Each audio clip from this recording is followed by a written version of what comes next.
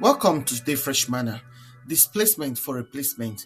Ephesians 4:22-25.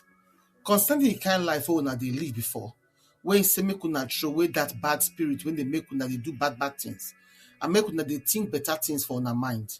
Then true righteousness and holiness when the truth they bring, make una wear this new man when God don't create like himself. Since una don't stop to lie, make una start to talk truth given our neighbors, because all of us are members of Christ's body.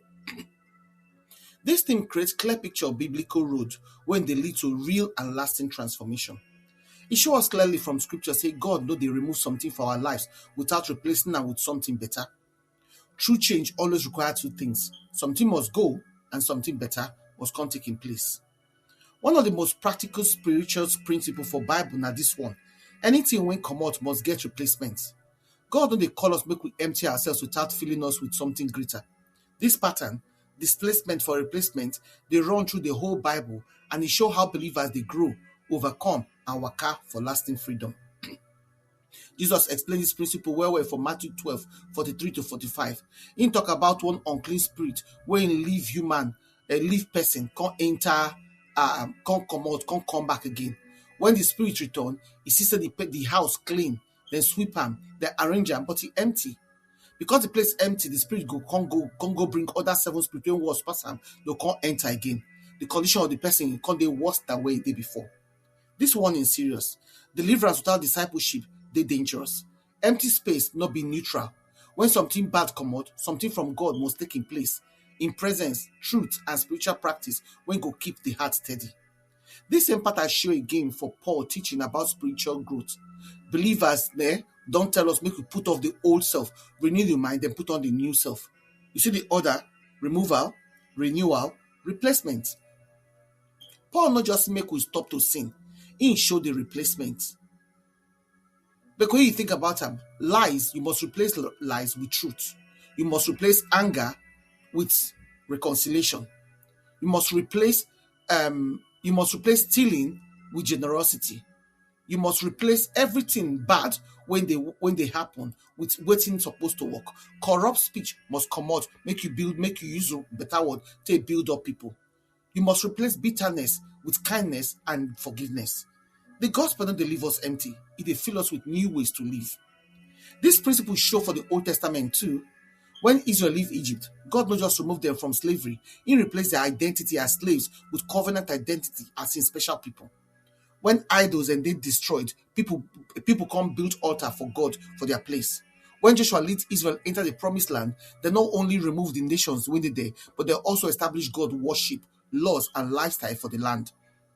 Displacement without replacement, they lead to relapse. Displacement with replacement, they lead to renewal. Jesus also teach this truth about the heart. He explains the fact that they prune fruitful branch so that they go fit bear more fruit. Pruning na displacement. They remove things when they hinder growth. But the goal not be emptiness, na abundance. For Galatians 5, the work of the flesh then displace so that the fruit of the spirit go grow. The spirit not just remove anger, envy, or impurity. He replace them with love, joy, peace, patience, kindness, goodness, fruitfulness, gentleness, and self-control.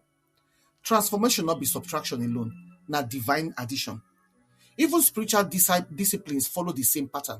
Fasting, they remove physical appetite so that spiritual hunger go fit grow.